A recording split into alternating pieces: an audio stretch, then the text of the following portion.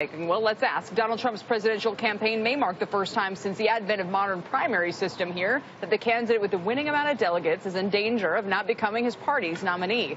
The Dump Trump movement at the GOP convention is reportedly picking up some steam. One of its leaders, Kendall Unruh, says there's enough support on the convention's Rules Committee to release delegates who don't want to vote for Trump. Kendall joins us now to explain. Before we get to that, Kendall, do you want to just address what we were saying a moment ago about, is there somebody who you are leading the charge to kind of push for a VP that could kind of placate everybody, bring everybody together?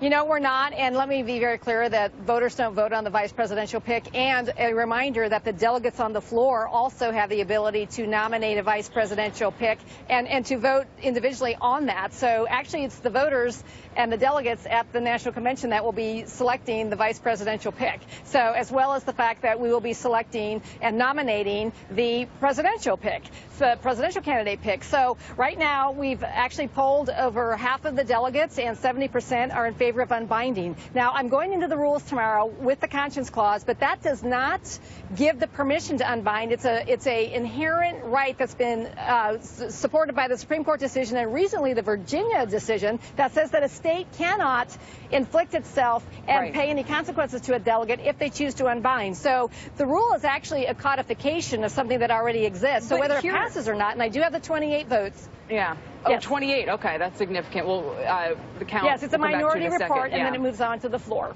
Yeah, exactly. Sure.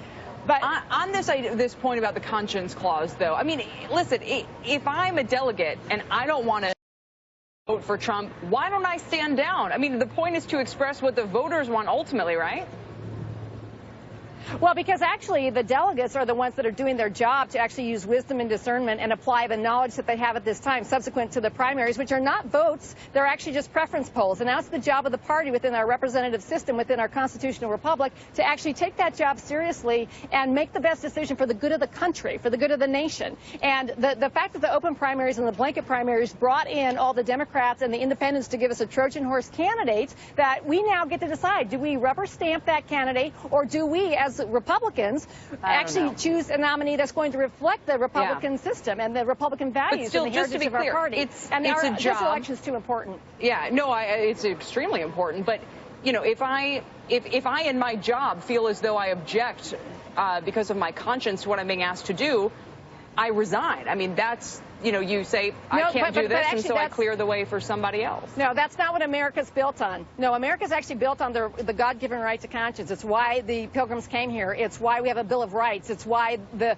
Constitution codifies that right to conscience. We cannot force a doctor to perform abortions. We cannot force the Mennonites to go into a draft. That's actually something that is inherently systemic to every single individual in America. And this is no different. It's already been proven, and the state or the Supreme Court decisions already proved it, but then the recent court precedent that's been set as of Tuesday actually has driven more people into our camp because they realize they can't be punished for unbinding. They're already unbound. They were afraid of the hammer. Yeah, bring it in the panel for a second, Elon. What happens if you all get the 28 votes you need to pass this out of the Rules Committee or to present a minority report to the full convention? What happens if it fails, you know, at that full convention vote? What are your options then? What do you plan to do?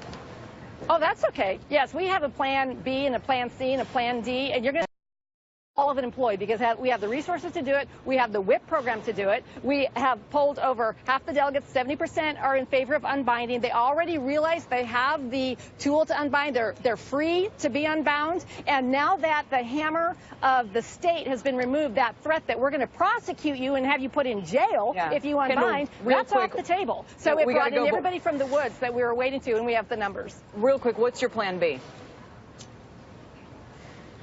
Well, our plan B is to take the action to the floor, and it will be taken to the floor because we have the numbers to do that. And that's what's exciting because we're actually going to have a convention, and that's our job, to be delegates and actually make those decisions. And it's going to be a convention the way it's supposed to be instead of having the RNC control it and mitigate our voice. We'll see you out there, Kendall. Thanks for joining us. Thank you for Kendall Unruh is our Colorado Republican delegate. It is time for